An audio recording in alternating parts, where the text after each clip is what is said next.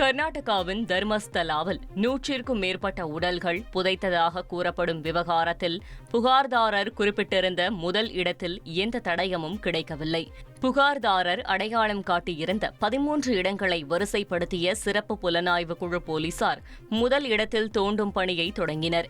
மழைக்கு இடையிலும் தோண்டும் பணி நடைபெற்றது. ஆனால் கிட்டத்தட்ட 4 அடி தோண்டியும் எந்த தடயமும் கிடைக்கவில்லை.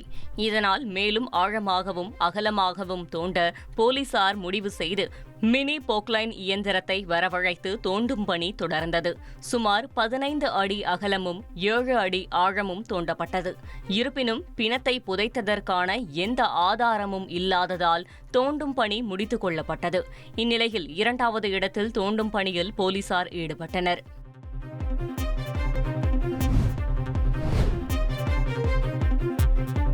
தொடர் மழை காரணமாக புனித அமர்நாத் யாத்திரை ஒருநாள் தற்காலிகமாக நிறுத்தப்பட்டுள்ளது. அமர்நாத் குகை கோயிலில் உள்ள பனிலிங்கத்தை தரிசனம் செய்ய நாட்டின் பல்வேறு பகுதிகளில் இருந்தும் யாத்ரீகர்கள் குவிந்த வண்ணம் உள்ளனர். இந்நிலையில் காலை முதலே மழை பெய்து வருவதால் அமர்நாத் யாத்திரை ஒருநாள் தற்காலிகமாக நிறுத்தப்படுவதாக அறிவிக்கப்பட்டுள்ளது. பெஹல்காம் மற்றும் பல்டால் முகாம்களில் இருந்து அமர்நாத் யாத்திரை செல்வது நிறுத்தி வைக்கப்பட்டுள்ளது.